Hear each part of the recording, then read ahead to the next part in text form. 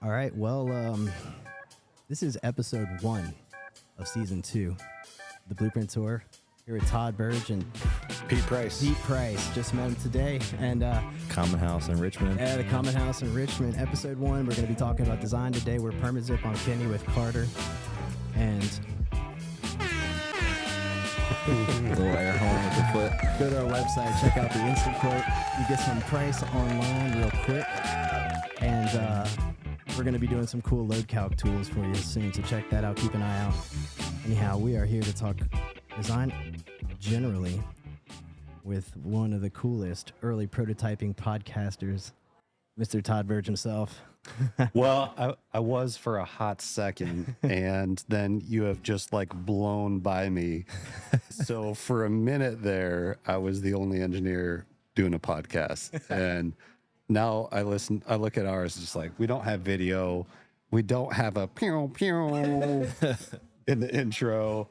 Yeah, that costs a lot of money. We had to invest in that horn, you know. Oh, all right. Yeah, I'm cheap. So that's the difference. Do you guys get to commandeer a corner of the Common House social space too? Or because this seems pretty special. Yeah, I mean, Common House, just email the concierge and they're like, yeah, got it. Show up and it's all reserved. So shout out to Common House for just being a great space to create kind of these relationships and conversations. And I've had a lot of amazing conversations here. So glad you guys are here. We'll put the website out so you guys check it out. There's this is my third time being here, and it has been a cool vibe, a cool place to collaborate. And you've mentioned you've met a few clients here. Yeah. And so landscape, architecture, structure, electrical, plumbing, mechanical nerds on the mic today. And we were just talking ahead of time. We accidentally started pre-podcasting before we started, and we were talking about the challenges with teams and who can kind of make things good or bad or easy or indifferent. Yeah. And since we're talking about design, I'm sure we'll dig into it because it's all related. I mean, you know, in our experience, design basically it just gets redone, you know, if you have the wrong team. Yeah. But what is it to you in the structural world, if you were to just kind of briefly say what design means to you and how do you approach it? So I'm going to take probably a different track than you might hear from an engineer, but I'm going to say at the base, it starts with belonging. And you have to belong to a team. You have to feel safe to communicate your ideas, to know that you guys are headed in the same direction together.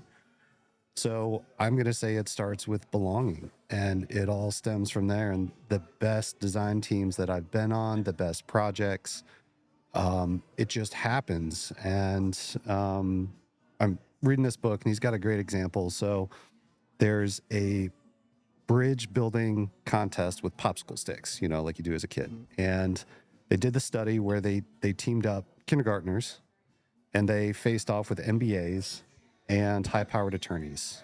Okay, so that's the control groups. Mm-hmm. And the kindergartners outperformed the MBAs and the attorneys every time by a very, very significant margin. And the way that they collaborated as a team was totally different. They were shoulder to shoulder, you know, just going in there, not afraid to fail. Hey, what if we try this? Let's do this. Oh, that didn't work. Let's do this. And meanwhile, the MBAs are trying to figure out who's in charge. Well, I don't want to sound stupid with this idea, afraid to speak up. So that's a really long answer and no, that's good because roundabout way. You know, that is so true. If you think about the free-flowing nature of what ideas may come from if the environment's off, you know, if you're willing or comfortable to even say an idea, if you're more introverted or nervous, or if if you're afraid to say the wrong thing and embarrass your boss, and you know, there's all types of politics that get involved. Yeah, you know, the fear of failure is a real thing. Mm-hmm. Absolutely. So creating an environment where everybody feels comfortable to grow and to express their emotions and their ideas. So Todd and I get to share office space, and this is what we're trying to nurture at the collab. Collab. Yeah, I heard the collab that y'all are right down the road from here, right? Yeah. Which, you know, there's a lot of collabs. Not all collabs are the same. I'm not saying ours is the best. It is. It is. I'm not saying it, but it is. So the way we're trying to create it, right? Yeah. So Todd and I, we've known each other for almost 2 years, and within the first 3 sentences we like spoke to one another, we realized we had to keep on being friends. So he and I have had this like relationship together of just being able to understand one another because we're trying to understand ourselves. And with this idea of, you know, just trying to be a better person, be a better designer, be a better father, be a better husband, whatever it is, like, why does this not just translate into our professional lives as well? Yeah. Yeah. Yeah, man. Yeah. You can't separate the two. And we kind of have these two personas, our work persona and our home persona. And I call it the great compromise where, you know, I talk to people, how's your job? Well, my job's really great. They leave me alone. It's mostly easy. I can work from home. And so we have largely in our culture divided our lives, and we spend so much of our waking lives doing things that are not fulfilling. And we go for easy, right? We think easy is better and easy is not. There is conflict sometimes at the collab. Like, making this podcast isn't easy, right? Figuring Yeah. things out on the fly, not easy. It's just, we actually door dashed one of these connectors over here. Like 30 Did you minutes really? ago. Yeah, I had ordered love it, that. and then I lost it, and I was like, "Oh crap!" So we door dashed it, and it got here on time. You know, That's and then great. We realized, oh no, because we always forget to tell people we use our phones for cameras, and so I won't be getting any messages. yeah. So I was like, let me check the message. Yeah. But yeah, the easy doesn't come easy thing, or fast is slow. You know, what is it that I didn't have time to write you a long letter situation? You know, so it's a short letter.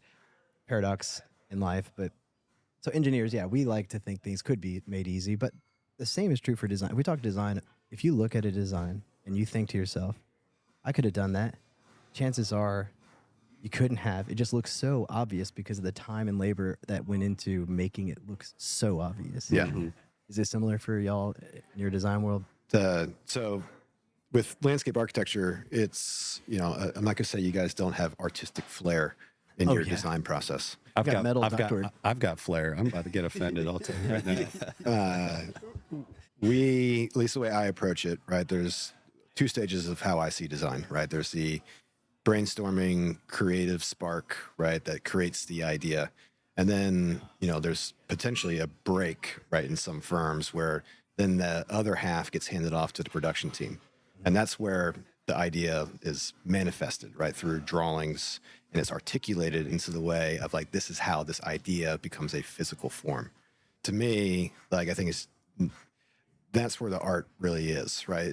A good idea is wonderful, don't get me wrong, and it should be valued. But if you can't bring that idea to life, what is the point? Like, what is the value of an unrealized idea? And so, to me, my background, I've been in Richmond since I graduated from school in 2006, and firms have different priorities on what they're looking for, what they value within the firm. And a lot of my start, I learned a lot of the back end technical side.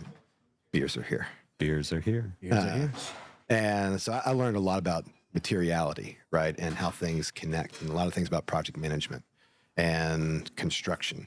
Yeah. And it wasn't until I went to a more design focused firm where I started to learn more about form and the poetry and the story of why you put all this stuff together.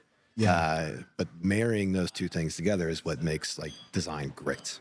So that's the aim, I hope. And I want to jump in on that because you mentioned not the word silo, but you kind of referenced the concept of being siloed. And we see this sometimes in a hierarchical. I'll put the word on the screen so people know what word we're saying. That'd be great. That'd be great. And you've had a beer and I have not. Yeah, it's okay, man. impressive. Engineers can't smell. It's Can't spell. imbuing It's through okay. the air. Yeah. So in organizations with hierarchy, There you go. It's like me if I can't spell. Like, engineers are bad at spelling, so I had to write a paper in school. I'd always just rewrite the word. yeah, you're my like live action AI right now. I appreciate that. Hey, you're allowed to fail, Todd. Yeah, I am. I try to exercise that Thank you. routinely. But this, in old school organizations where everything's siloed, the architect, okay, we've already finished our concept. All right, engineer, you go make that work. Yes. There's no collaboration. In within design firms, there can be, well, we're the creative types. So we've already created this. Now you go draw it or you go design it and Implement. And we really need to kind of narrow that gap and kind of bring those two things together, which All voices are important. yes, exactly. Yeah, I was going to ask a similar question is for us in the MEP, in the trades, there's a huge disparaging, like there's a knowledge gap of means and methods from the engineer side. Although no engineer would ever say that out loud. I've been talking about it a lot. Like we don't know things the way as much as we spec the living heck out of like the requirements that are needed to comply. We don't really know genuinely what goes into fabricating the ductwork or the hangers or all of the work that goes into pulling the conductors, little things that engineers are so blind to, like how a 700 kc mil conductor might need to pull versus a 500. Yeah. Those details. So that is part of design too, is connecting that to the trade, the install process itself for us, and we've been working on that. Is there a similar struggle? 100%. We're not building anything. Yeah. Right. So our knowledge ends at our drawings. And I mean, you learn a lot during construction administration, certainly, right? Yeah. Especially, heaven forbid there's a change order, or worse than that. I mean, that's where, you have ideas, you have a thought of how this gets built, but if you fail to consider like how somebody else actually builds this, right? That's where a lot of ideas come up short because of the lack of knowledge. Yeah, you just don't even know what you don't know sometimes. And that's okay. Yeah. Right. But to me, it's like, again, kind of going back to what we were talking about before the podcast started, Pre-podcast. allowing yourself to fail or allowing yourself to not know, and being humble in that way of approaching that. I have an idea. This is partially the way I think it could go. Solicit as much feedback as possible, not just from your design team members, but also like contractors, and taking in all the information as you can is going to just bring about an idea that can be realized in a much more cohesive and clear way. Yeah. And isn't that what we're supposed to be doing? Yeah. Yeah. So there's a funny kind of weird sort of 4-letter word thing called means and methods in our industry where it's kind of like a shit show of like, that should be means and methods. No, are you kidding me? That shouldn't be means and methods. And so I'm curious from a structural standpoint, what is something that you would consider like means and methods versus what you would specify and expect to see done? I'll go further. It's not a 4-letter word. It's just a fucking cop out. I mean, just come on. Just if you don't know, ask, and if you're not sure, clarify. And this is why relationships are so important. Relationships with a contractor, there's so much animosity historically in our industry, which is asinine. Like we are all trying to build the same thing. Yep. So communicate, ask questions. I'm not going to design something that can't be built. If I'm unsure if it can be built, then I'm going to bring a contractor on early and say, hey, what do you think?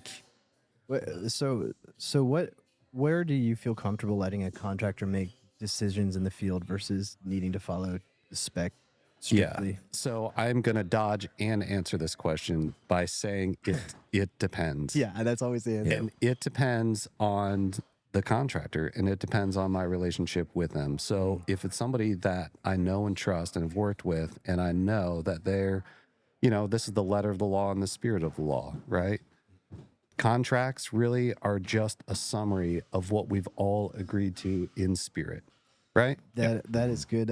We call it intent, but I like that. Intent. The spirit of it is a good way. The spirit. And our drawings are no different. So there is the intent and the spirit there. Nobody is gonna be mistake free ever. Yeah. And so this is where relationships with contractors are important. And somebody that I know and respect says, hey, what if we did it this way? I'm going to be all ears to go back to what Pete was referencing with the beginner mindset, to be able to have this wealth of knowledge, doing this plus or minus 20 years and to have that experience, but still be a beginner and say, okay, let's talk about that. Yeah, that's a good idea. You saying, or you posturing yourself, positioning yourself that you know everything. Good luck. That's a problem. By the way, cheers, gentlemen. Cheers. Yeah. Cheers. Now that we're all Here's go clink. Beers in hands. Yeah, I've got a coaster attached to mine. to making construction better. Go. Cheers. Cheers. Yeah. So this is definitely my first. That over here. Yes, man. Like I work here. Take your glass, sir. First beer ever? Or Yeah, this is my first time ever having a beer. Okay. Congratulations. I actually do remember Yeah. because I didn't drink until I happy was. to be here for that. I think I was 18 when I had my first beer, which is not. I think most people would go. You mean a little sooner 21? than that. I mean, I was 18 in a legal country where the drinking was legal. There you I go. was in Italy, I think. Germany. Yeah. What is it? You, if your chin can touch over the bar, you can drink or something. Yeah. Landscape architecture, I would imagine, may be similar to, like you said, it's an art. You're more into expressing things. I'm a musician myself, so I've been through the process of loving music, falling in love with that art. Then I went and got my degree in it, and I tried to run a recording studio and found very quickly that it was frustrating to try to make my job the art. Right. There was just a lot of conflicting interests inside it that made it difficult. That's why I love engineering. I'd be like, that's a transaction? Sweet.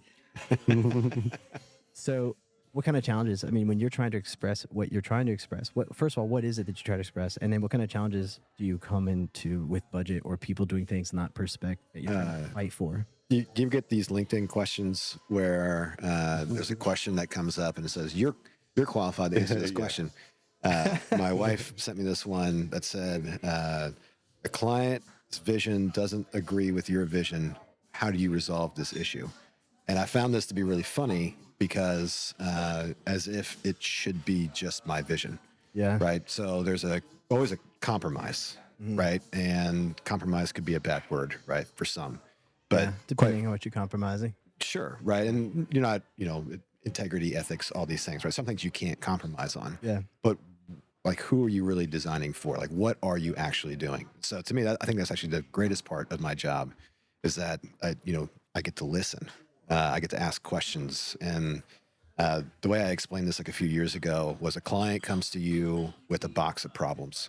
And it's your job to grab the box, but also challenge the problems, right? And redefine the box if you have to. Yep. You never color outside of the box and ask for permission later. If you want to expand the size of the box, you inform and educate to redefine the parameters to ensure that you're all on the same page. And to me, that's what I actually like. I love this so very much because constraints are actually wonderful in the design process. If there's every possibility available to you, it's too much. And so, to me, having more layers added onto it, even if, the client isn't, I design for people. That's what I like to do. If people like environment, sure, we can do bioretention and, we can do, more native planting palettes. Sure, I'm happy to do that. But fundamentally, I'm designing for people, and I don't allow my ego, maybe it's not the word ego, I don't let my vision be the sole vision. It's my job to bring them up to speed to ensure we're sharing the same vision. We've been thinking about making some videos. I know very little about what you do myself. I'm an engineer, so I know very little about a lot. But we're thinking about making videos for people that would explain those things we wish they knew when we started our design process. If you were going to make one of these videos and it was a 2-minute video, what would the topic be? I'm gonna need time on that one. So how would I explain the design process? Just imagine what you say probably on a regular basis to every client. It's just repeated to help consult for. I'll give you an example where you're a restaurant and you're gonna have to get that hood smaller or you're not gonna afford it. The cost of your HVAC for a restaurant is directly tied to the length of that hood. So I need you to, right now, before I go into designing this, before you think it's over-engineered, think deeply about can you make your operations work with a smaller hood? Right. That's a repeated motif. I'm going to make a video, that kind of thing. Is there something that you consult on a regular basis that if you could just make a video about design? So the design process is subjective, right? And all the client needs are different. To me, it's can you make a 2-minute video that would be able to sum up not just the design process, but the documentation process, the contracting process, and the building process? Mm-hmm. I don't have a good answer for you on that one. For landscape, we'll go to you, Todd, and then maybe what do you have? If Yeah. from structural consulting and your design, something that comes up all the time that you always have to walk people through, give them advice on. If you could just make a video, say, check this out, and then let's talk next week. Yeah, I don't have any kind of soapbox issue that I'm kind of currently dealing with. Not to call your hood issue a soapbox. It's a soapbox issue. Okay, that was fair. Tell you what, man. right. Because they yell at me when it's 90 degrees inside the kitchen, and like you didn't engineer right. I'm like, no, you didn't buy what I specified. Yeah. I would say for me, it would be, again, I'm going to go a little higher level and just say, not every project, we're not going to be a fit for every project. Yeah. But the projects where we are a fit, where we're aligned, money is an exchange of energy. People should be excited to work with you. Yeah. Right. And so for me, it's more high level. Are we on the same page? Not design philosophies, but can the entire design team put our egos? You mentioned ego and you backed away from it. And I will say egos are very present in our world. People. For sure, man. Right. I don't have one, but I mean, everybody else does. Right. Yeah. Yeah. It's always somebody Where did yours go? Yeah. Right. Yeah. You're never free from it. Yeah. All I ask is that if we're working on a team, just acknowledge when it's getting in the way. We all bring it with us, and it's up to us to understand when that's getting in the way of what we're trying to accomplish. Yeah. So that's a very unsatisfying answer, I'm sure, for you.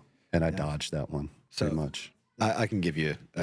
So what's different, I think, about our respective trades is that when y'all's projects go in, your product immediately starts dying, right? I mean, you're dealing with steel materials, things that are subject to weathering, Yeah. right?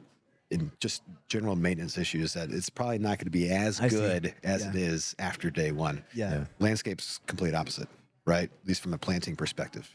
Like ours starts to grow right at that point. And we're most vulnerable on day one.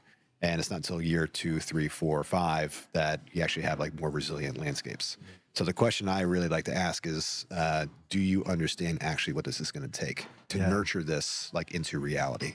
And I really try to push on clients to understand how much it costs, but also like everybody asks for like no maintenance, and there is no such thing. Yeah. So we can certainly set the design up in a way to be as maintenance free as possible. Right? Gravity and water are always going to be an issue.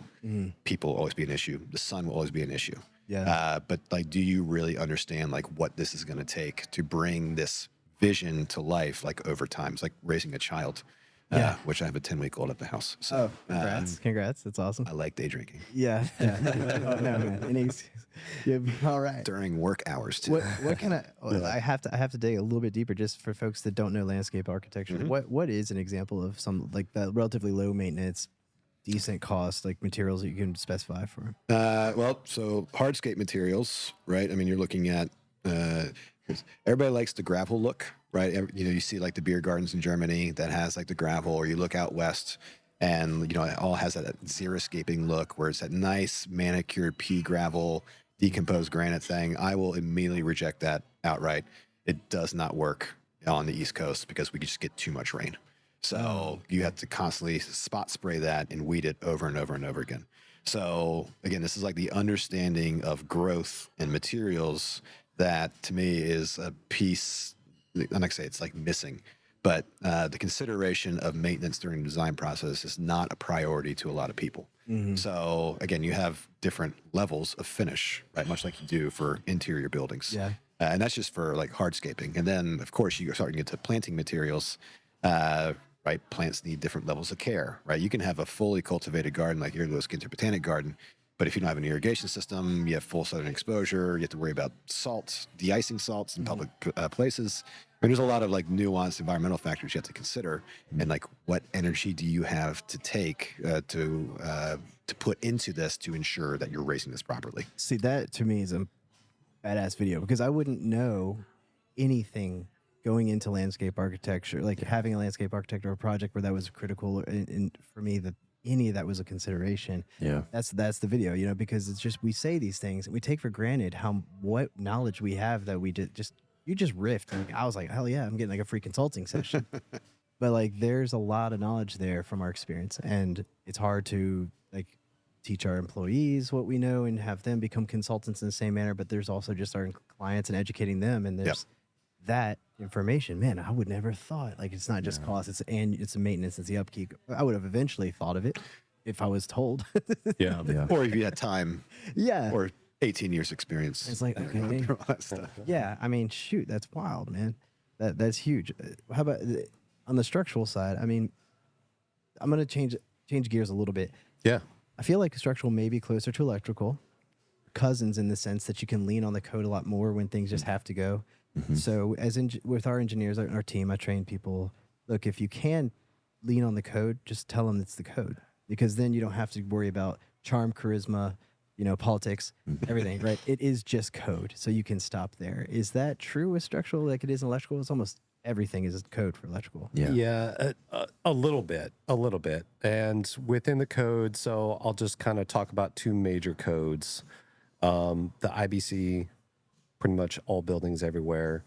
The IRC for residential. So once you get on the residential side, you see a much more prescriptive way of designing. And by the International Residential Code, IRC. So, it's got a foreword to the code, which I actually had to read and highlight and send to a client yesterday, in fact. Because in my mind, I was like, well, the intent of this code is just a prescriptive design. Like we can't afford for a single family residential project. We can't afford to have this thing engineered like a skyscraper, right? Yeah. So that's where this code originated. And I'm trying to communicate this to a plan reviewer that, hey, I actually designed this very specialized single family residential addition for the IBC, the International Building Code, because we're way outside of what can be accomplished with prescriptive methods. I'm relying on 20 years of experience. I'm relying on like some really cool detailing and design that you normally wouldn't get in a single family residence. So just understanding that every project is different, every client is different, and AHJ is different. AHJ is different. And again, going back to intent, there it is, right in the foreword of that code. It used the word cookbook, and it said this code should be considered a cookbook. I think I found a thumbnail. Electrical's like that as well. And now that I've highlighted that, they're going to take that the fuck out of the next code. Thanks, Todd. Yeah, I'm gonna tag ICC codes here. So. Right. But it's just understanding that and saying, okay, yeah, I understand your job as a plan reviewer and that you're accustomed to seeing, single family prescriptive design. That this is a different animal. This is some serious engineering went behind this. So in that regard, I guess, again, it depends. Every answer I'm going to tell you, it depends. Depends on the project. I want to dig in on the word prescriptive because I think a lot of folks that are junior in this world, and like definitely not me, would like to know Oh, there's the ego. how you There it is. Yeah. What'd you say? No. There's the ego. What can you walk through like what that means, prescriptive, and what's the other method? Like the two types of code, prescriptive. Yeah. So prescriptive is cookbook based. So it's saying, okay, if everything fits within these constraints, here's how we can design just by pulling out of tables. Yeah. To where you really don't need a lot of engineering, a lot of understanding, a lot of any of that to do that. Yeah. And that's by design. The problem is when we try to fit prescriptive methods to a problem that is outside of the bounds that the code was intended for. And a lot of what I do is, because it's what I really enjoy doing, is really out-of-the-box projects. Yeah. So a lot of times, the architect and I are kind of pushing the envelope, like, hey, what can we do differently here? And sure, what is allowable by code? We're 100%, constrained by that. And there are exceptions where we can request, exceptions to that. Those are obviously difficult to obtain and not economical. So we try to avoid that. But interesting. We talk about design and how you do need to have a little bit of charm, charisma, and political savvy to get your design and advocate for it sometimes, just in that example. Or Right, right. So this is, you know, what's becoming an email pissing match, Yeah. which is gonna benefit nobody. yeah, Is now I'm trying to reel it back in and say, hey, let's take a step back. Let's talk about the intent of the IRC. Where did it come from? You know, what does the code allow us to do? Oh, well, in the residential code, it says if it doesn't fit this, use the IBC. And so instead of just kind of firing back with, well, I don't have time for this, I'm not getting paid for this, it's an opportunity to educate the client. It's an opportunity to educate the AHJ, which means for our listener, authority having there jurisdiction. you go. Thank you. Yeah. The, Just in case people were sleeping, they'll be like, "Oh, AHJ, man, Yeah. I was trailing off, but that was fascinating." I do like when I hear something to try to get it to be reiterated for the listener. Prescriptive methods. The NEC is very prescriptive with the conductor sizes. You know, it's a table. You look it up, but it does give you what is the word for the other thing, like the engineering implementation. Life safety folks are the same. You can do performance-based calculations. That's what it is. Performance-based. That's the other one. Okay, it came to me. Yeah, Performance-based. I was just not going to answer because I was You're really- blanking. So thanks, Yeah. Carter. Whew. All right. Well, there's a firm called Performance-Based Fire Protection, and they do all performance-based modeling of spaces. And instead of the prescriptive code requirements for like egress and smoke, they'll just create a CFD model and do the whole study based on inputs and outputs. So yeah, that's tough because then you really have to trust that that engineer has their head around that. Well, so you can't charge a premium for your service unless you are offering services above and beyond. Yeah. So you have to have that experience. Yeah. So for what I do, and Pete, probably for what you do, there's the art and the science. Yep. And you can't skip right to the art without knowing the science. Who's the most annoying AHJ? Just kidding. The one that doesn't pay you enough. I was going to say it depends. Yeah. Yeah. Carter's onto it. It does. You guys have to deal a lot with that with mechanical, like the art and the science. You've got to understand the science to be able to communicate the art. But even if you understand the science, if you can't communicate the art, you're not really getting that far. Like the actual need of it. Yeah. About. Yeah. It's a fun profession. You building people. I don't know how you guys do it. What do you mean you building people? Hey man, your beams are always in the way of my ductwork. Oh, He's the one cutting through all your beams with his ductwork, Yeah. too. Why do you gotta have all those beams? yeah. I'm surprised you even looked at the plans enough to know there's beams. All right, stop the show. Oh man. Yeah, you know, mechanical is we're always in the ceiling, we're always in the way of everything, and so everybody's mad because we didn't coordinate. That's why the first topic was coordination. Yeah. And so we've just solved it by saying, give me more construction tolerance. You talk about constraints; those make me too nervous as a mechanical engineer because I'm always like the target. Like, oh, that mechanical engineer missed the structural. You know, he missed the whatever. You know, I'm just like, okay, maybe I did. You're But lower in the not pecking wrong. order you're talking about. Yeah, like it's just the easiest kind of lowest hanging fruit to say it was a failure. And so I try not to get so defensive about it. I've been trying to get proactive and letting people know how I approach design, what I did and didn't look at in design.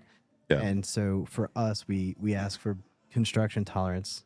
The last episode with Kendrick that just got released this week, I said, hey, Kendrick, he's an architect. Why do architects like 25-foot tall ceilings with 2-inch ceiling plenums? And he's like, you must be working with a young architect. I'm like, man, I just wish I had 5 feet above the ceiling. What about you? Do you get pushed on constraints in your design that make things difficult to implement what you need? If there's no constraints, that makes me nervous. Yeah. To me, just like urban design is like that fascinating because like working on a greenfield site where, you know, anything's possible. Again, there's too many possibilities. So to me, like it's like those kung fu movies where there's like Where it's everyone 5 against was fighting. 1. Yeah, it's 5 against 1, and the one Kicks for wins. fast as lightning. Right? Yeah. If you can make it through like that fight, you got any more? No, I'm just singing this. Thank you. I'm just singing it now. I love constraints. Constraints are the greatest things in the world, assuming they're reasonable, right? And getting around them is like the art of it. Isn't there a saying something like too many decisions is no decision? It's Something like endless. that. Yeah. My wife's reading this book, like The Paradox of Choice, and like the hardest part of like American society these days is that there's just too many choices to make, and so you're just frozen by it all. Yeah. Because everything has a meaning, and how do you choose which is the right one? And like, no, just keep on adding on more layers of complexity onto this thing, and those that can make it through the most efficiently, like it's clearly going to be the best decision. Yeah. Again, design is subjective. There's no right and wrong necessarily. We don't have much building code issues with landscape, right? So there's a guardrail. There's a guardrail. It's a very aggressive white blue whale that you have to It's got specify. teeth. Just stay away from the water. You can get around it. Yeah, it's huge. It's move street slow, sharks. but don't get stuck underneath them.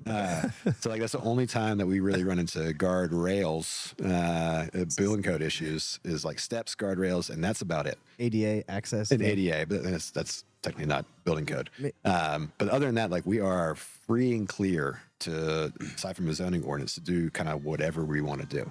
So we don't have as many constraints as you guys from a code perspective. Zoning. So, okay, that's good. Zoning, and the difference between zoning and building code. Is zoning is by each municipality, right? And every municipality has their own zoning ordinance that specifies the geometry and layout of sites.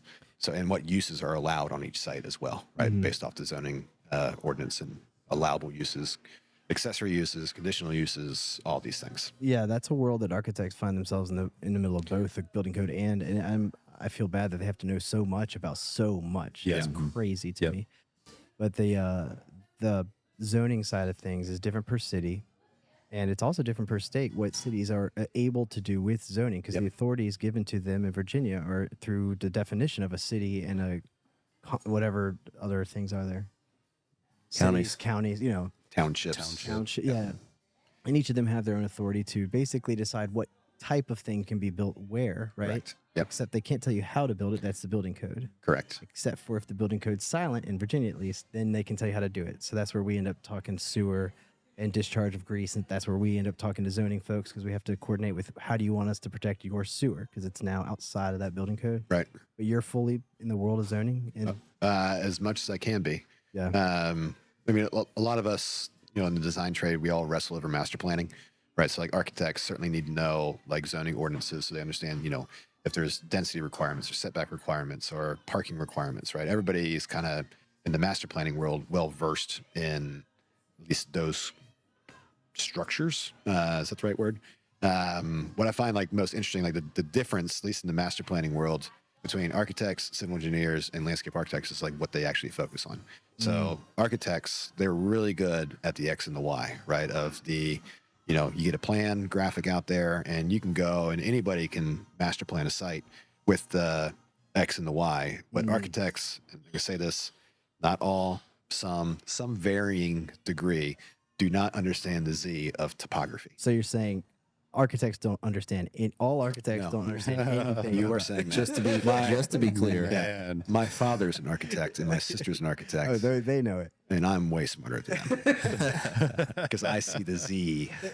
So you're the third dimension there, because they're thinking offsets maybe, and like what can go adjacent to what kind of thing in this the grid in this manner, but you're thinking like where. Well, how does it lay on the land, right? And so then bring in civil engineers and landscape architects, right? We are more versed to see the Z. Yeah, that's Civil true. engineers are more inclined to see the site based off efficiency and the movement of vehicles, whereas landscape architects see this more as how do people see the space, especially when they get out of the car, or at least what is the procession, what's the entry sequence look like? What is it the experience from like the individual user? So there's different priorities.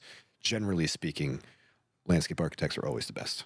Yeah, it's always the best. Always the You best. just have to start there with Pete and just assure him that always the they're best. always the best. Always the best. And then once that's out of the way, you're good. But it's been really Curry interesting sharing office space, because you just hear things throughout the day, Yeah. and you begin to understand other disciplines in ways that you didn't really understand. And, you know, especially the last few weeks that we've had an architect, Marcos, has been in the house.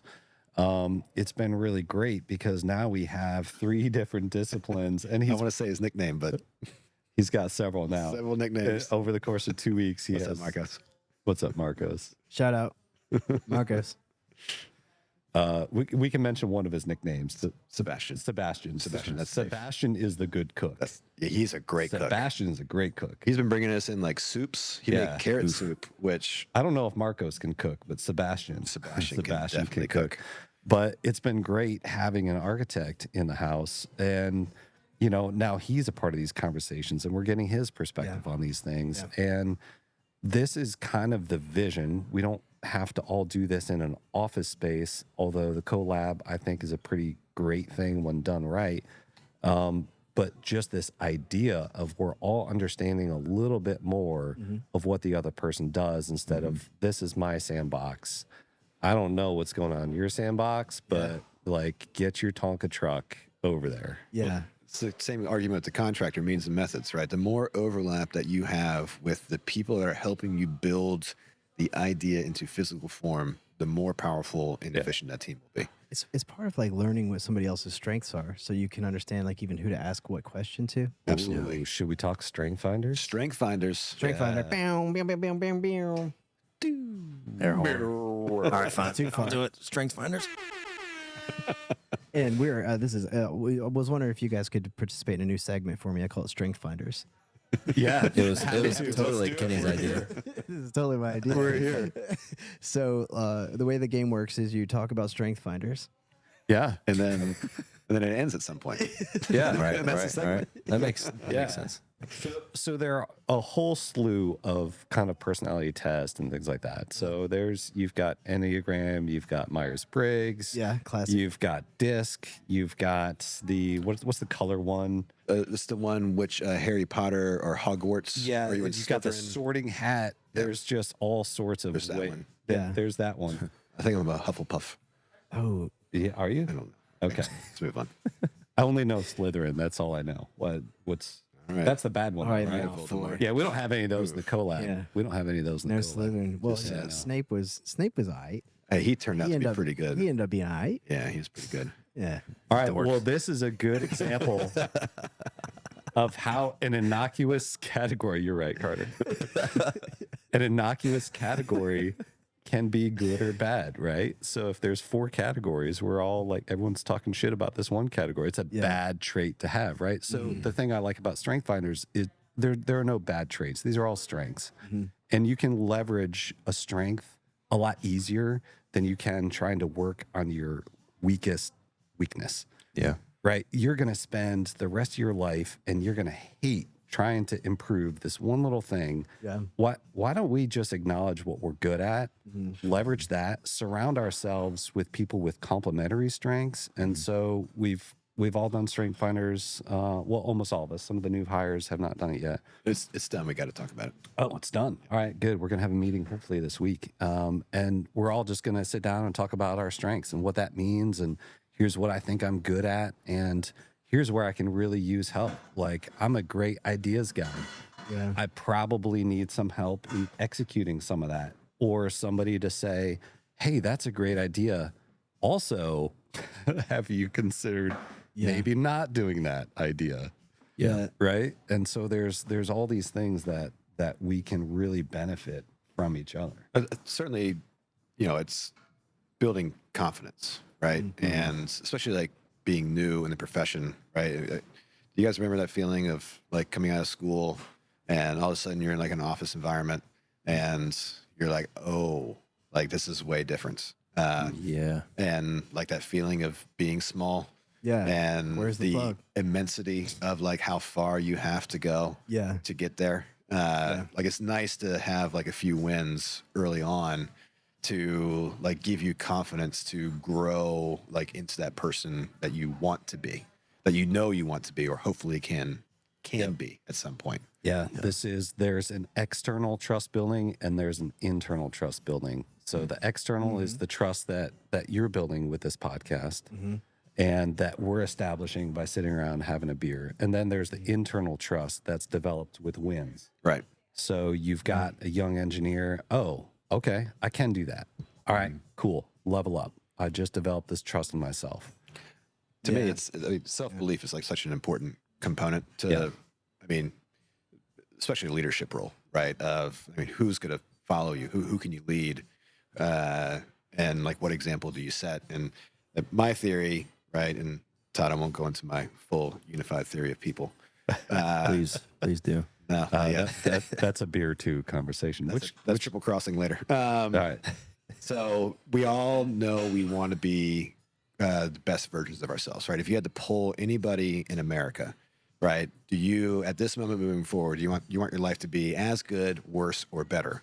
Like, who would say anything but better? Yeah. Right? And like, what is it going to take from like where you are now to where you want to go? Like, there might be a pretty big gulf between that.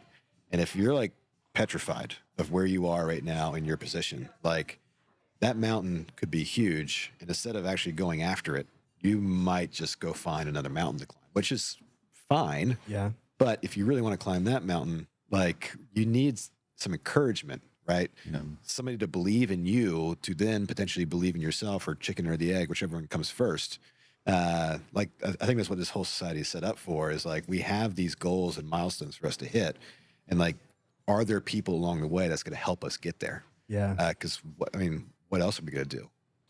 Yeah, that's a challenge, man, in the engineering profession specifically, because we just talked, but in our pre-podcast, we talked about we're not the most gifted, especially in the MEP world, at noticing these things and All right. being at that place. What's your formula for success? So we have this conversation in the office. Yeah. By what metric are you not the best? So there's talent and hard work.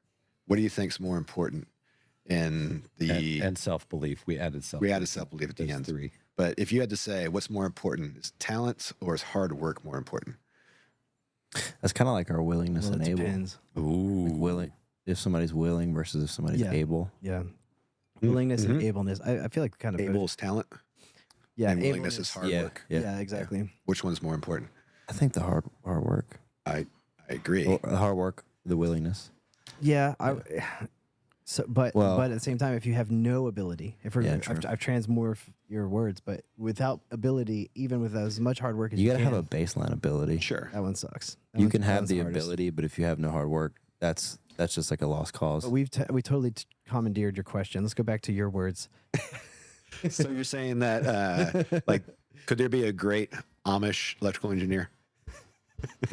I mean, it'd be pretty damn good, I would say. But they don't believe in electricity. You know, I mean, he would know. Maybe theoretical. You know, theoretical physicists are a thing. He could know everything there is to know about electrical engineering. He just doesn't implement it himself. I don't know if the I Amish think- don't believe in electricity. I think everyone's wondering, like, are we going to offend anybody by saying that? I'm couching what I'm saying as best No, I can. I don't. It's pretty unfiltered. Yeah, we said some really silly stuff on here. All right, game on. So yeah, I mean, it wasn't anti like Amish. yeah, It no, was just we don't silly. hate Amish people. They just don't like Yeah. electricity. It's not my fault. They're not going to hear this. They're not going to hear this. She's not even gonna listen to this. We've had people on the team that were really willing and really wanted it that just weren't able. And then also people that were able just really didn't give a shit or they weren't willing. I don't know which one is. I think the second one is worse. But can you? second one's Which worse. one can you teach? Can you teach will, or can you teach ability? That's a good question. You can teach ability with will. If somebody's willing, they can learn sometimes. Yeah. I agree. Sometimes, Should they want to? yeah, they definitely need to want to. Yeah. Yeah, Yeah. It's, to me, I think we place a lot of value. We potentially overvalue talent, Yes. and because we think it's because we're special, and I'm not immune to this idea. I'm very special. We all have microphones in our hands right now. Yeah, look how special I am right now. But I mean, really, like, I was reading this book by Robert Fritz called The Path of Least Resistance, and he talks about like creative genius, and what he says like makes like Beethoven great or Mozart. It's not their ability to create these like really out of the box like musical scores. It's their ability to drill down into the details to really work on these small bits and pieces.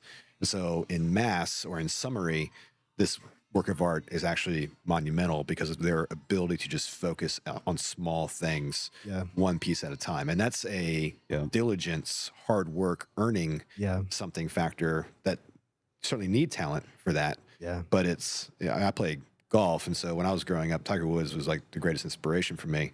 I was playing team sports like soccer, and then transitioning to golf was like, it's all on yourself. And I was aligning to this a whole lot more with who I was at the time.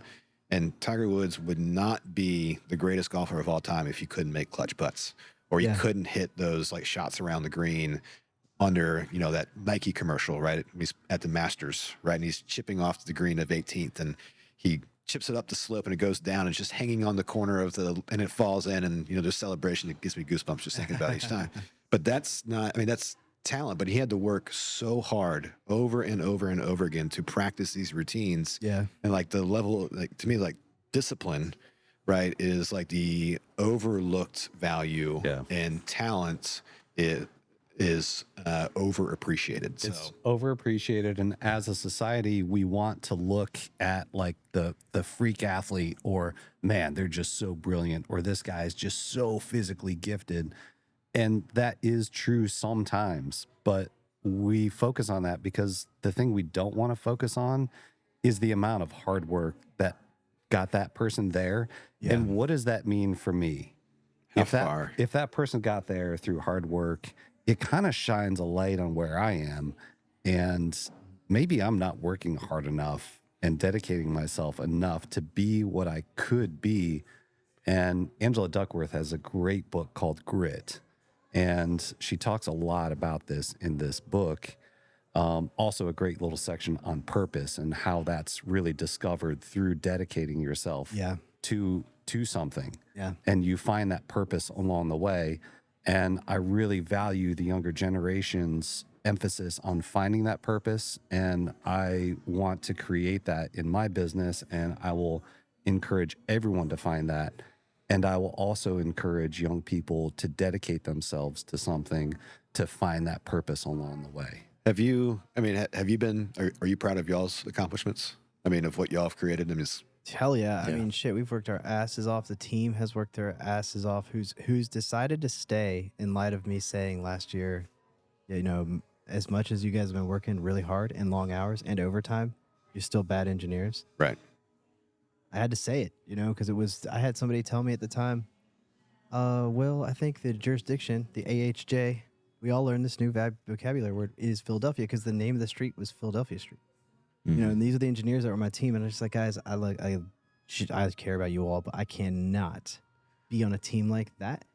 And then everybody left because they should have, because they were offended, and maybe I didn't connect or do whatever I needed to do. But the reality was I had to say it, because it's basically borderline illegal for me to have this many people working for me that are that far away from understanding. Right. The direct supervision and the supervision and control I need to maintain as a licensed professional. I need to know this. And they cleared house. Right. And now, I don't know. I think what Carter was just saying on the way up here, the phone call with Benoit. Yeah. Like, damn, Benoit is so good. Yeah. Just on a riff on the phone call on the way up to this thing. They're great engineers now. And so I'm proud of that for sure. And he's finding purpose, right? I mean, we all find purpose in this, these ventures that we take. Like I'm so glad I did this. I started the company like 5 years ago. Yeah. Had no idea what it was going to take. Right. And honestly, that ignorance was wonderful. Yeah, it's a good thing you don't know. I know, right? And like so many, I'm not sure how many days, weeks, months of just, screaming of why isn't this easier? Yeah. But nothing good. You're not as proud of something that's easy. Right. So the sense of accomplishment and the pride of making this thing actually work out of nothing. Like, I wish everybody had this feeling, right? It's the most wonderful thing. And they're trying to nurture this idea in the office of, you actually get to do something meaningful with your life, and something that you get to put yourself into and make yours. And like, what greater gift is there than to actually like do this? Yeah. Yeah. And I really like this group because it's a group that is wanting and willing to share power. It is not a control thing where this is my business. Yep. This is, I want to bring people along. I essentially want to be a vehicle to create growth. Like, great. Like, take it and run with it. Like, come on. Give me help. I will take as much help as possible because it's not small. Like, Well, the lift is not small. The right kind. And I kind of want to go back to, like, how do you think that you came to be where you had, a lot of employees who weren't really aligned with, it sounds like, your original, like, values. So I'm assuming there was pressure along the way to grow. Yeah, we you can probably take that. It's almost like an ignorance on our part. It's like the works. We need more people to do the work. There's a lot of work coming in. We need more people. That's like the go-to. Yeah. What kind of people? Yeah. Instead of asking yourself, are the people that we have the right people? Because we've had more work now with 2 to 3 people per team than 4 to 5 people per team. And it's way less stressful. We're working way less hours. I mean, even that is just an indication because those same 2 people were on the team, but they were fixing all the shit that the other 2 to 3 people were messing up all the time. Also more stressed themselves, constantly. Because they actually care about their work, so they don't want to see something go out the door that's bad quality. So they're going to do their work and also fix the other people's work. It's like this is pre-podcast conversation, is like the expectation of greatness within yourself, right? Of finding like what are those intangible traits of one's personality where they just have the highest expectation of themselves. And anybody like that with a douse of humility and team playersmanship, sure. Like that to me is like the exact person, right? That level of humility where it says, I don't know a lot. I am willing to learn as much as possible, and I'm willing to do whatever it takes to just be better. Yeah. I love to no ends. There's a meme out there where I think we talked about in the pre-podcast is the harder I work, the richer you get. And so our team in India is actually in a literal communist state, Kerala. And so, it's a very different cultural background. And so I like to try to just get ahead of that and just be like, guys, let's just eat the elephant in the room right here. Right. We're a very different place in terms of where we may perceive specific values here and there. So let's just go ahead and still acknowledge that we're a team. We can work through these cultural challenges here. But yes, it's true. The better you get, the richer I will get. I'm the owner. I will. Right. But the better you get, the harder I'm going to have to fight to pay you more. I'm going to make sure, I have to fight with every tooth and nail to make sure that you're protected and that you're taken care of so that you stay here because your opportunities go through the roof when you do this. And some people will hear that and just say, whatever, Mr. Boss Man, you're just Mr. Capitalist pig. Yeah. And other people will be like, I hear you. And we pay them as high as we can possibly pay them on their pay scale just because there's a pressure in India to go to Dubai to work. They'll move away. They'll go to Dubai, work there, and send the money back home. And so I'd rather them work home and be with their family. Right. Just pay them Dubai dollars as close as we can possibly get to just prevent that from happening and stay here because you guys are genuinely brilliant engineers. And we can't quite pay as much as like a U.S. salary, or otherwise we would hire another U.S. team member. Right. Yeah. But the main benefit is that they can work while we're sleeping, and we can keep a rotational production timeline going. But that was one thing I just started last year, just saying out loud, like, look, let's just take that head on. And then still, can we know that we have that much disparity? Disparity. Thank you. Hierarchical disparity. Guardrails. And the guardrails. So can we just take that and roll with it and still like learn to trust each other, knowing that like we just have like different fundamental beliefs and backgrounds. But like at the end of the day, we just want to be great engineers, do great work, like respect each other, care about each other's families, and just become great engineers. I love this. Like just get it out in the open immediately. Short accounts. Short accounts. So if short accounts. Yeah, the short accounts. This is the thing we're calling short accounts. Yeah, this is the short account segment. It'll be short. Sound effect. I got you. And it's your idea. So welcome. Short accounts by Kenny Shultz. Kenny, I love this idea. I love this idea you had of short. I just thought of it. It was just like kind and of like talking about it and making it a segment. I think the ego is coming. This? I think it's coming back. I think it's a great idea. Will you allow it? Yeah, of course. It's great. Okay, go ahead. Tom. Short accounts is just that. We don't let resentment can build so quickly in relationships and organizations. There's so many assumptions, right, that are pretty wrong. Like your perception of me right now, Carter, is maybe, I don't know, 60% correct, but you're coming at it with your own history and biases, and I'm doing the same. And we're all trying to do our best to understand each other, but our understanding of each other is fundamentally pretty limited. Yeah. And so we never really see the person across from us clearly. We don't really see ourselves clearly, I would argue. Boom. And so there's a lot of assumptions that get made in organizations that lead to resentment, that lead to all these unspoken agreements that nobody has ever even agreed to. Yeah. And so I love that you're just coming out immediately and saying, hey, here's the value differences. Here's where we might see the world differently. This is where I'm coming from. These are my intentions. And short accounts for us means when there's conflict, it's immediately, well, maybe, take a beat, but pretty quickly get on it, say, hey, this pissed me off, or I'm feeling this way. Great. Done. Yep. It's amazing how many of these strategies do apply. I know we veered off the beat. You forewarned me that this would happen, but this all directly is tied into design, because these are strategies that help you through the professional consulting scenarios, either internal or external, right? People. There will be conflict. Yeah. There will be. Yeah, we were riffing on the phone when, yesterday I think we're talking about one of the discoveries we had during the coordination season was like a lot of the coordination issues are people problem centered, Yeah. It's, if you can do your job and like you're just doing it in your own vacuum and you didn't have to worry about any feedback from anybody else, you can get a project done 10 times as fast, right? But the constant, all these gates that have to fall in order for you to fully execute the project, you are waiting on people's feedback and input.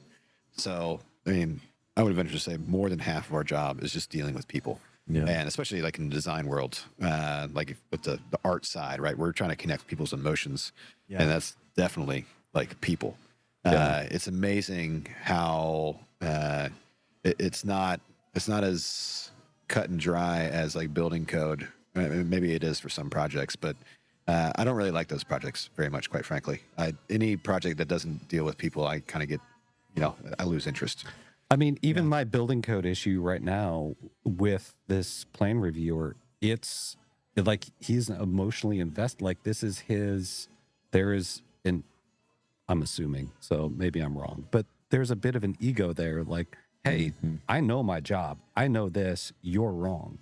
So even in something that should be very factual, like, well, here's a section of the code, Right. It's still an interpersonal issue. Yep. Yeah, egos. People's and egos. So many people. People and egos. You mentioned feedback. This is actually, I think, an industry-wide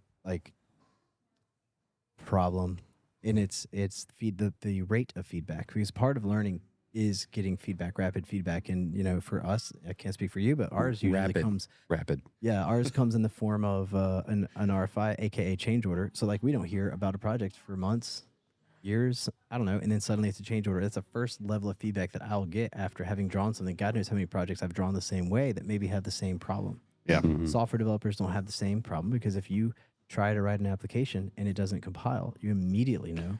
And if you deploy it, it fails, you immediately know. So because we started a software team internally, I know how much more feedback they get. And when you compare their ability to just devour new knowledge, they have to learn new languages on a regular basis. There's always these updates. The amount of things they have to just digest. I just go back to the MEP team internally, but guys, okay, so how do we increase your feedback loop and your feedback cycle? And we started this thing called sparring. So we'll spar, and I'll just give them feedback, like test them, ask them questions, like do live sparring, something to try to get you an exercise so you're getting feedback. To simulate. Otherwise, you're just drawing something, and then one day you'll talk to NHJ. And if it gets through that, then one day you'll talk to whoever it is trying to build it. And you'll get this feedback, and it's so slow. But that's like the construction process. Because again, we're bringing ideas into physical form. Like that just takes time. So the idea that if you can manage one project and all of a sudden it came off to a success, it doesn't mean you can manage another project, because there's going to be, again, it's the glacial pace of how long things take to get built. I have a question. Are you asking for feedback? Sparring. Oh God, I don't know what I'm asking for. Well, I was going to say that we could increase the rate of feedback with teaching people like those people skills. There's got to be something in teaching how to interact with folks, Yeah. and just social skills and charisma and just reading the room, just tactical things that you can give folks. Like, this is consulting engineering. Well, at least for us, it's consulting engineering. It's not engineering with no consulting. So that consulting is half of it, and that's the people part we're talking about. Mm-hmm. That is so important, and it's so easy. Maybe it's not for architects and landscape architects because you guys are easier. But when our labs and the computer labs and the engineering school are full of folks that don't look at each other. So, like, we got to learn that stuff. Yeah. Yeah. Do you know when an engineer is extroverted? Oh, I heard this joke. We Go heard ahead. this one. He looks at other people's shoes. Uh-huh. Yeah. When he talks to you instead of his own. Yeah. That's how you know. So, One of our biggest, like, we call it like gauntlets or like teaching moments has been those client meetings where you're in the meeting. Of how to conduct oneself in a client meeting. Yeah, or like just a learning experience. Like you say something stupid and the contractor's just going to be bluntly honest and be like, yeah, that's not going to work. Right. And you're like, It teaches Okay. you to okay, not well, speak up again. yeah. Or like, I never want to go into another meeting not knowing what the hell that was about, you know, and then the next meeting, the next day, it's a very quick way to learn and get honest feedback. That's the pro. The whole, otherwise it is very slow. Yeah. And then just asking clients, hey, how did this project go? Hey, is this under construction? How's it going? Yeah. What's going? I haven't heard anything in a while. And that's usually not good. So what's up? How's it going? yeah, how far are you along? And before I get an RFI, how big of a problem is that RFI going to be? Yeah, so part of the onus is on us as consultants to kind of stay engaged with that project after it leaves. And that's very difficult to do when you have a ton of projects, right? So this is something that we're going to have to, these are the soft skills that we teach our team to do. This is just part of doing business, but it's not even doing business. This is part of being in relationship with your client. You had mentioned doing like a impromptu kind of improv class or something at one point, right? Yeah. Like yeah, our first Zoom call. Yeah, I had my my old team. I had them. They wanted to be able to communicate better and to learn how to do that. I was like, well, do you all want to do an improv class? Because I'll sign you up. They're like, yeah. So they all did it together. It was really cool. It's a great experience. I think That's cool. That's amazing. Engineers need to try that more. I would not want to go watch that. Yeah, it would be the most interesting one you could possibly imagine. Be like, have you heard of pi? 3.14159. It's like, You want me to keep going? So do you all want to do it? Yes. I'm down. The yeah, of course. rule number one of improv is yes and. Yes, and Yes, and I will do that. Yeah. And I will do it again. How about you when you're training? So again, tying it all to design, because all this consulting is part of the design process. The consulting engineering, like what I tell our team, the consulting is so important. I guess, is it easier for you when you're recruiting or finding folks with the experience you want, that you probably find people that are more naturally able to communicate with, you know, what their visions are, what you would like to get across? I'm still learning how this works, right? And the reason I'm asking the questions of like, you know, what's more important of talent and hard work is that I've only been a business owner for 5 years, and I don't know like really what it is. To me, it's like, what are the hallmarks of like success, or what are these key traits? And we talk about this all the time, and I'm trying to figure it out too. And the best of my ability, what I can figure out right now, like the two greatest traits is humility and bravery. And it's like, you have to be, again, admitting that you don't know something, but to be brave enough to say it. But also, much like, you know, you were talking earlier, you had to DoorDash a cable. You have to be brave enough to jump into the void, right? And to still plow through in spite of you not being 100% certain as to what the conclusion of this is going to be. And you have to believe in yourself enough that you'll be able to figure it out as you're falling from the sky. Damn, is that a great feeling, right? When you touch ground. Yeah, man, there's something empowering about when you realize you can. Imposter syndrome starts to fade, and you're like, wait, Kendrick literally talked about this on his episode. Like, when he first started his firm, it's the same thing. He's like, there's eventually a point where I was like, no, you can do this. Yeah. Yeah. You know, you've been running a business. Like, this is something you can do. It's amazing, right? That once the sales catch winds, right? And like, you're actually starting to like fly a little bit. You're like, how is this not the greatest feeling in the world? The talent and hard work. I guess the answer for me is I would say hard work, but with zero talent, nowhere to go. But I'll give you a tangible example for MEP. I believe that all you need to know is be fluent with your order of operations in math, fluent in algebra, like be able to work your way around like 5x plus 9 equals 10 and solve for x. Like if you can just do that little simple algebra, you're good. And some trig is going to go a long way with understanding theory.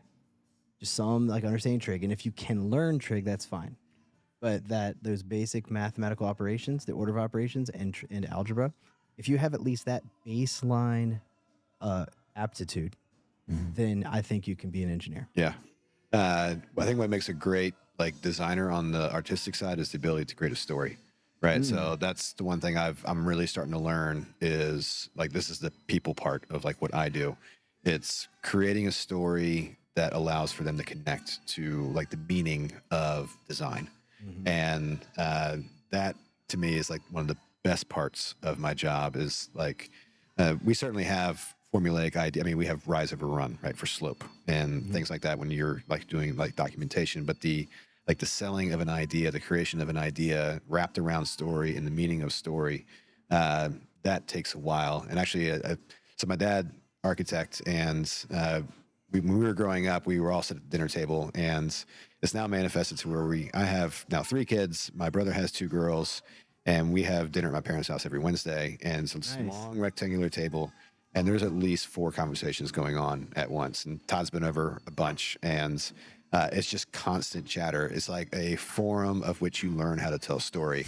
And everybody has like a turn to tell a story around the table. And like unbeknownst to us, like we were being trained or taught how to tell stories as a kid. And it's translated very well into like my professional career, because again, it's like the connection of people and connection of idea to place or to shape or to object, right? That level of intimacy and like that's immensely powerful. Storytelling, man. Holy shit. That is kind of like impromptu a little bit. Yeah. Tell a story. Well, you guys are really creating a story right now, whether you intended to or not. Yep. So you're on this blueprint tour and, you're just sharing your story of where you're at, where you want to go, gathering other people's stories, right? And it allows people to connect, because that's how we communicate and that's how we understand is story. There was somebody who just commented recently, they're like an architecture student. They're like, man, I really appreciate you posting this as a student. That's why I like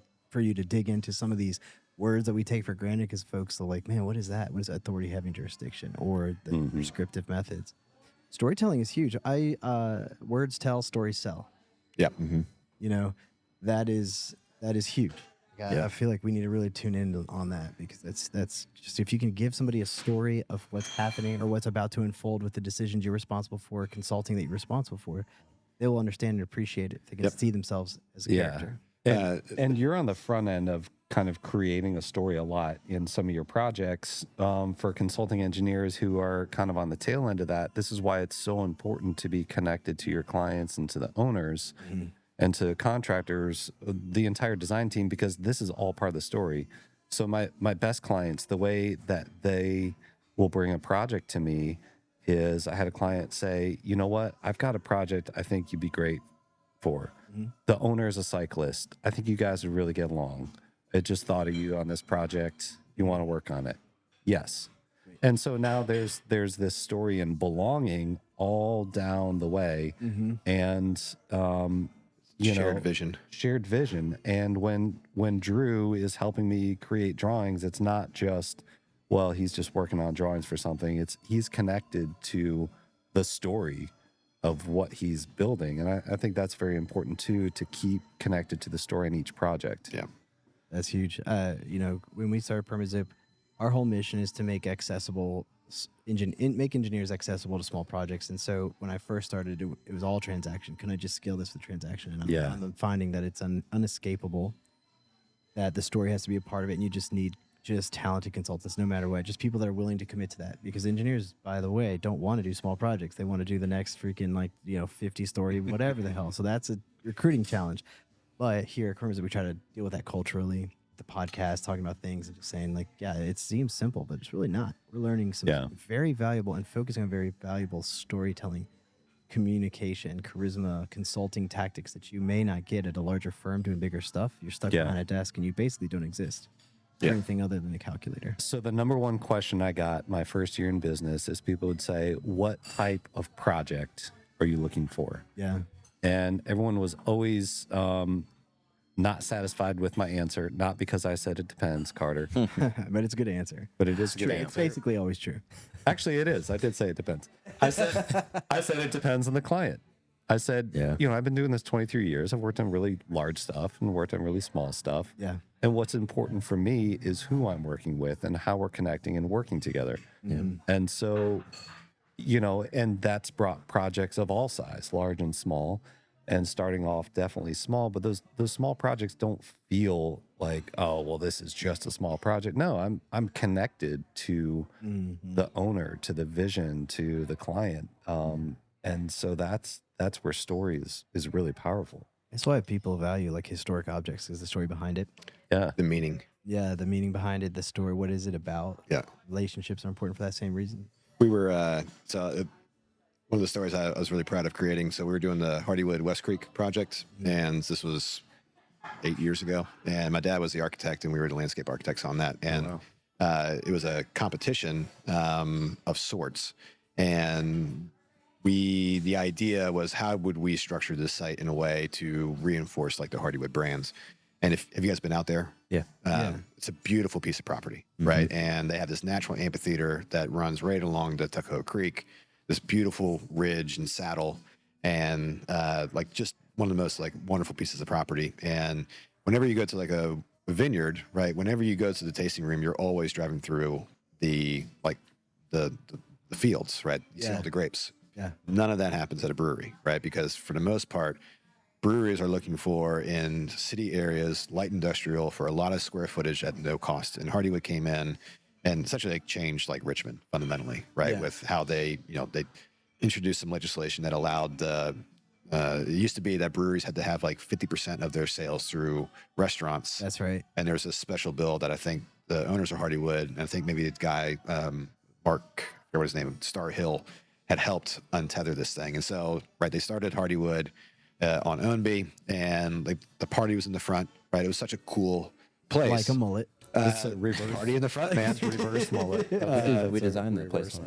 And so that here's this Yeah, okay. here's this piece of property in West Creek, and the idea was, how could they, right? They have like raspberry stout. They have gingerbread stout. They have all of these ingredients that is much like a winery, where they're trying to use like plants, right? They're trying to introduce like that winery aesthetic, like terroir. And so the idea was, why aren't we introducing like a winery of having the hop fields like growing? And so the whole site was structured. They're supposed to be on the entry sequence. We're playing with compression and expansion. And then once you drive in, right, it's that kind of curvy road. And the intention was to try to really sock that in with trees to have this moment of compression, get down to a low point, and then you would look back up at the building. You would see these parking trays off to the side, and there'd be like orchards or hops growing up next to the side of it. So when you got out of your car, you would see like where the beer was coming from. And there's actually like allegedly 4 phases to the project. We had the Sour House down by the creek. That was gonna be this cool event venue. There's gonna be a tunnel that was gonna connect that to like a new distribution facility on the other side of the property. And it was like whole hog. And it was like fantastic. And we're still on phase 1, but it was such a fun story to work with. That's I can tell that you have the Z axis. Yeah. Oh, you should see the grading I did for that thing. I spent a week and a half just like grading everything in by hand, of making sure the parking trays are like the exact distance apart so we can have 3-to-1 slopes, and maintaining a 10% cross pitch where the hops were. Because I went and studied, there's Huguenot hops that's off of, and I was like, how does this process work? And they essentially are on a ladder and cutting the nets or the rope down from the top. I'm like, well, that can't exceed a 10%. So everything was graded in to ensure this whole thing was able to be like farmed properly. We have, I think landscape architects would make great gaming designers. I just watched a video on Zelda and how they worked that free-ranging world, and they worked with triangles. They said basically, so as you approach every triangle, a triangle is a perfect shape, because as you approach everything in Zelda, as you walk toward it, other triangles behind it start to peak up, which pique your interest. You're like, Yeah. oh, what's behind that? Yeah. You may explore it. You may get distracted on the mission at hand and then go explore that other triangle. And every single thing is just another series of triangles. So you describing that made me think about that like experience. You're like clearly intimately aware of the user experience as they go through the space Yep. and seeing what they might visually experience the whole way. That's like the master planning thing. Like that's what at least I focus on when you're doing like master planning. Like what is the experience of the space? Like what are people seeing, experiencing, feeling, and designing towards like psychological needs? I love that stuff. That's crazy. I can't even imagine trying to have to consult on that. Like I always tell, like with Fulton saying we work with them, like I can't imagine figuring out how to make things look cool. Oh my God. You let the land do the talking, right? There's so much art. There's so much that was already there that you're just like allowing that to like express itself in a more meaningful way. Yeah. And you can assign value to these things and assign meaning. And like we just let the land do all the talking. And like we just structured things in certain ways to have prominence on the building. That natural amphitheater set the whole thing up. And that was wonderful. I was working with my dad too. So he's, at the time, he was definitely the oldest person in the room. And we were up in their office, and he builds models by hands. Yeah. And they were going through the first phase of the building, and he built this, 1/32 scale model. And it's, you could take the roof off, and this is what it looks like on the inside. And here's my dad. He's like 65 years old, maybe 62. Everybody else is no older than 35 years old. And he's just in the middle of the table, and all 20 of us millennials, right, are just like, look at you, old man, pulling this model apart. And it was such a cool experience to work with him on that one. That is cool. Did structural ever get involved with that? Architects do that. Is there a world point in history where structural engineers did modeling, like physical modeling? I don't think so, mostly because of our superior ability to look at 2D and just see just as being superior like, humans to all. It's like a beautiful mind for structural engineers. We see like connecting everything. That brings up, beautiful mind, because as engineers, we are beautiful people, but We are beautiful people. design, we have to wrap up soon or else we're going to get kicked out. But They're going to kick us out? no, I just feel like we could stay here to probably midnight if we wanted to. Oh, But- well, I mean, I mentioned the 10-week-old baby. Pete's beer is empty, so Pete's beer? Okay, well, we need to get one more. I think we might need to. Yeah, man. So the world that we live in as engineers is abstract. It is not on paper, and it's a lot. For me, it's removing moisture from air as a mechanical engineer, right? So it's nothing anybody specifically visually experiences. It's a weird indirect thing. Electrical engineers move electrons back and forth on an AC signal. You're dealing with stress, loads of varying kinds, like cantilever. Like very basically, you're the practical application of all the theoretical physicists and the experimental physicists of the world, and so are we, right? And we're taking what they've figured out through their research and applying it to the real physical world. But that means we're basically a hybrid beast in our design contemplation. Yeah. Where I think that architects are more directly physically present in their design contemplation, right? Like they are just more directly there. They may be imagining things, but it's a lot more coordination of physical objects where we are very much in the theoretical realm. Like what would you be doing in this surface area? Like how much weight might be moving or not moving, and how can I model this to reliably build you something that will anticipate the loads you've described to me? Yeah, but we're still, as engineers, I would argue we're still creating. And anytime I'm trying to solve a problem, you get to a point where you're just fighting yourself on it. Like you've just tried to solve this a million different ways. And you know what? Spending more time and effort and energy in that moment is not going to get you there. Right? So this is where you have to be in a flow state, which sounds kind of weird for an engineer to be in that state. But my best ideas have come when I've put in all this time, energy, and effort, and there's just a problem that I just can't quite solve. Yeah. I step away from it. I get outside. This is why people have these ideas in the shower. It's because that's when you're allowing your subconscious, which is very powerful, by the way, to solve. Like your mind is always working. Yeah. So when you can just release control of any outcome, step away, and allow your mind to do that. So I think we are creating. It might look a little different, but the work that we do, I think, is highly creative, or it should be. I do. I 100% agree. I think it's just that most of our contemplations is a world that people don't even know we're at.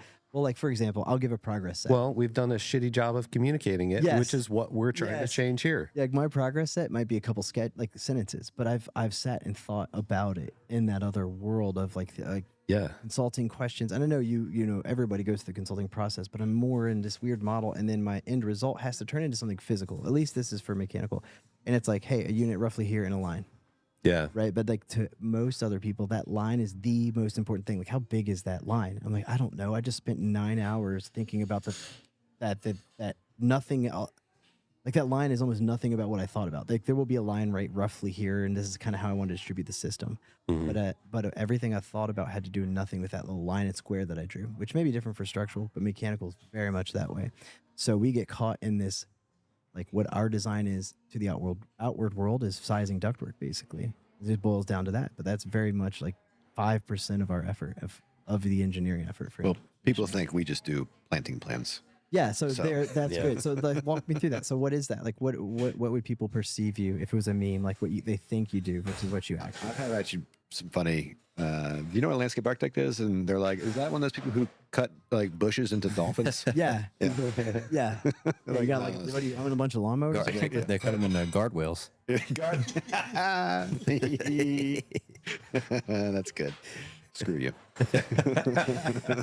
It's true because I mean, like, even when you went on that little 2 or 3 minute rant about the sloping and everything you did, I was like just listening intently to that because I didn't know. You know, Right. it's like plants or whatever. I mean, like, you know, Yeah. but it's like, wow, there's a whole lot. Yeah, plants and shit. There's so much that goes into that we just don't know. Yeah. Yeah. It's you ever seen the so John Cleese? You know, he was one of the writers of Monty Python. Oh yeah, He did like a speech back in like the 80s. I'm not sure who he was doing it for, but he talks about the act of creativity, and he like breaks it down to like 4 component pieces. It's like a 25-minute video, and like two of the key ingredients are time. One is like the most successful ideas are the ones that you just give just a little bit more time on, right? You can certainly have an idea and then then you're done. But if you just stick it out just a little bit longer, right? There's just something that's just not, and you just allow that moment to happen, then like that also is like a great sign of creativity or a great indication or success rate. I'm not sure what the goal is, but the other construct of time that he talks about is just having time to do it. Right. And like to give yourself the room and space to actually think about the problem and not have all these other distractions that are around us. Right. So it's a wonderful, our jobs aren't easy, right? It might seem like we just, there's doing electrical circuits, right? Or you're doing duct work, or you're just putting steel in certain areas, right? But the understanding of the whole system and how it works and the amount of thought it takes to go into it, not all of us can appreciate what we all do, but it takes a lot of time. yeah. Hashtag professional services. Pay me more. I know, right? Well, it's true, very true. The people don't appreciate how much goes into this what appears to be very simple on paper, right? When it looks very simple, then chances are you spend a lot of time on making it look that simple. You know? Like minimalist design, right? It's like you can throw a lot of detail in there and have it look rich, but like if you can really design like with simple lines and have the space like truly communicate like intent and all the disciplines are coordinated, right? That even though it looks simple, it takes an amazing amount of time to compose all that. Yeah. And the more you can bring people along in the design process, going back to design, the more that you can bring people along and they're with you every step of the way, then when they get that deliverable that might seem simple, they actually understand what went into it because you brought them along. Yeah, so sometimes I tell if we do a freebie change or something, I always tell the team just give them a dollar amount with how much you're comping, just so that they can at least have some appreciation for it. Be like, hey man, look, I'm not going to charge you on it, just so you know we're going to eat the $2,000 or so hours here. Right. While I'm at it though, do you have anything else I can cover? Because I'm going to charge you next time. Right. But that gives a little bit of value onto the real effort going on, and still gives me a little bit of I'll work with you kind of on this little thing right here. But it's otherwise, if it's not perceived in some manner, like it's just not done. It's a mutual respect. Yeah, and it's not reasonable for us to. If we're technical experts, which we are, it's not reasonable for us to assume that people know exactly what they're asking. They just know they have a problem that they're thinking like, "Hey, I don't even know how to solve it." So in a lot of ways, just knowing that a lot of times people don't know what they're asking, and just understanding what problem they're trying to solve, because it could actually not be related to the question they're asking at all. That was the box metaphor, right? Of they present you a box of problems, like it's your job through your professional judgment and lens to like understand everything and redefine the box should that be necessary. Yeah. Judgment is big. Brown Smiley from Wiley Wilson mentioned that. We're talking to him like that. We were paid for our judgment, like ultimately. Yeah.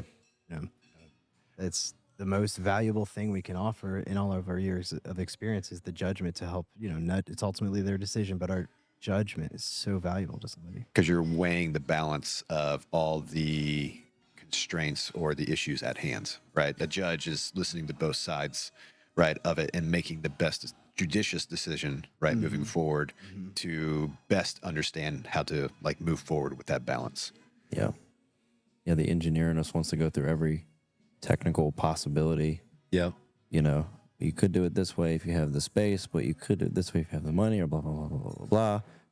And the person might not even they might only ask 10% of the time, what do you think we should do? Right? Yeah. It's up to us for that 90% to say, here's my technical expertise, and I might explain to you some nerdy stuff that you might close your ears and listen to, but at the end of it, to be able to say, but honestly, I think you should do this. Yeah. Yeah. Yeah. That's valuable. Like that makes you valuable. To be able to, I kind of equate us to like airplane pilots, right? And it's not our plane and it's not our gas, right? But they have tasked us to take off and land the plane. And if they're asking us to go for a joyride and do some flips, right? And do all these really cool things, and there's enough gas to do that, by all means. But how many designers are going to go through just do flips anyway? Right. All of a sudden they're 100 miles from the airport. They're coming on fumes. Clients freaking out. But they're just not paying attention. They're not using their professional judgment. Like, what are they actually asking to are they providing the service that they were tasked to do? Yeah. I like this analogy. Where it breaks down is the pilot's not talking to anybody, right? Well, after he's like, after 9/11. he's just like, would you just go deal with these people? I'm gonna fly the plane, Gives you which that- is a lot of. I don't understand anything he says. And then the mic goes off, and who knows what he says up there, right? Well, it's a private plane, and they don't have the same rules. Oh, okay. I like this analogy. Yeah, Yeah. because private pilots, they have a little more relationship with. Yeah. Okay. Yeah. I've never been on anything other than a private plane. Is there such a thing? Yeah, the permitted plane. We parked it out on Broad Street Our over plane is idling at $8,000 and Honda Fit's got wings. loads up. Oh man, talent, hard work. That is a good question, man. I think I agree with you. Hard work side though. That's very similar to ours. Yeah. We want people to be willing and able. We put the self-belief thing in there too, because we think that's a critical component of just being able to endure obstacles. And like life will forever give you obstacles. Your job will forever give you obstacles. And like, I'm not sure if that's perseverance or what just gives, maybe that's will. I mean, that's what you guys are talking about is how do you just keep on pressing on in spite of your dreams not being realized immediately? Well, I always say that some of the laziest people I know are the smartest people I know, because they are always been smarter than anybody else. And so they've been able to just basically outperform most people without effort. Yep. And I would not want that person on my team. They're just going to be a recipe for chaos. There's no humility. Yeah. They're the best. I mean, they're great if they're working hard like Kobe, RIP, but like similar example, like Kobe Bryant, one of the like most talented athletes, but also the most hardest working athlete, of all time. And he, he could have just been like, Shaq. I mean, he's cool. He's fun to watch on the thing, but he didn't work as hard, Kobe gave him shit. But yeah, the idea that if you are that talented, you should put your mind to it and just focus on becoming the great. Because that's what's crazy to me. If I was that talented and didn't work hard at it, like you are having the ability to be the greatest of all time, one of the greatest minds or thinkers of all time, and you're just being lazy. That just infuriates me. I can imagine. I mean, talk about the landscape of athletics these days with like name, image, and likeness of how many players are coming out of high school thinking that they're the greatest. They're not putting the hard work in. And like, it's just, they're good at 15 years later, like the lost opportunity. Like, what was it? Kwame Brown he was drafted number 1. Like one of the first high school players, like Kobe was drafted number 2, right? by the Hornets. Anyway, I'm not getting into that, but Kwame Brown was like this player that came out of high school and was supposed to be like the greatest player, and just for some reason it didn't pan out. And got to at one point they were on I guess it was the Bullets at the time, or it was the Wizards when Michael Jordan was on the Wizards, and he just like laid in to Kwame Brown about his work ethic, and the guy just disappeared from the league. Like Jordan didn't have that, right? Jordan was also like Kobe, right? And I mean, what great player, if you're just a great offensive player and you haven't won a defensive player of the year, like, can you be considered the greatest? And like Jordan, Kobe, they all were defensive players of the year. And that's not sexy, right? But damn it, if they don't want to be the best. You're at the bat. You're literally in the most, like, you're the most talented human beings in the world. So the only way to compete, no matter how much talent you have, is to work as harder than anybody else. And always be. Now, I always temper that with, I never want to encourage my team to make their life about work. You know, I don't want them to do. We do work long days sometimes, you know, and there is sometimes the judgment call. As professionals, it's hard to anticipate exactly how long things may take. But at the same time, we've worked hard at this. We've gone from very bad at it to pretty damn good at it in the work-life balance, which, by the way, I don't think exists. I think it's a counterbalance. Agreed. Like, you got to go back and forth. You know, you got to make that judgment call. I've gone too far in one way, and I gotta react. It's my personal belief. Todd and I talk about that a lot. Yeah. You know, but you know, Carter can attest, as he was an unpaid intern, you know, OG, you know, because I started the business, I didn't have any money for anything. He was like, hey, and I was like, I can't pay you, but I'll buy a license. And so thank God he said, all right. And he was able to make it to that lunch that morning. That's a different story. Or at breakfast. Yeah. But Ate too much. Yeah. So long story short, you know, here we are today. We've been through that life of working until 10, 11, 12 every single night, not even knowing when the hell we're going to get off, to now, like, being able to go to jiu-jitsu together reliably and, you know, have a more healthy balance of life. And luckily, through it all, we never really worked the weekends, as crazy as it has been, which is nice. But I got to say, with Carter, somebody who could have, you know, he's from Virginia Tech. He's got his degree in industrial systems, imaginary engineering. And, you know, he could have named his job, and he stuck with us and has, like, really helped, been integral to founding and, like, creating the team we have. And so that's been just crazy to us. Congratulations to you too. Seriously. Like, it's pretty cool.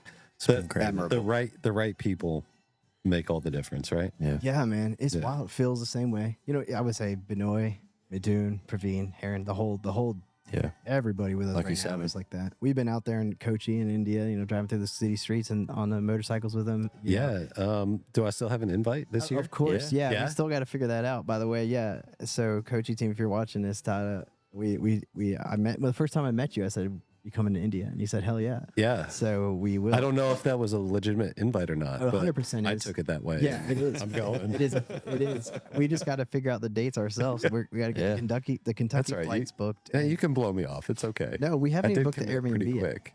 We're going to, though. We're going to bring all this and we're going to riff out there. Oh man, that'd be That'd be great. cool. We're gonna get an Airbnb. We found a few. We haven't really, like, you know, we're so busy sometimes, and but we found a couple cool Airbnbs that we're gonna just book and be out there with the team and just work out there in India.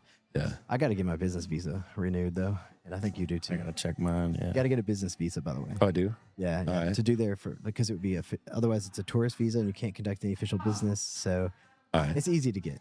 All right.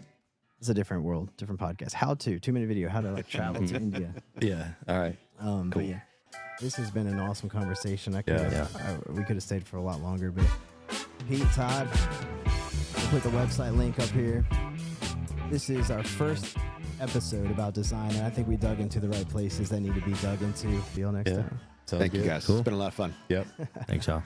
Peace.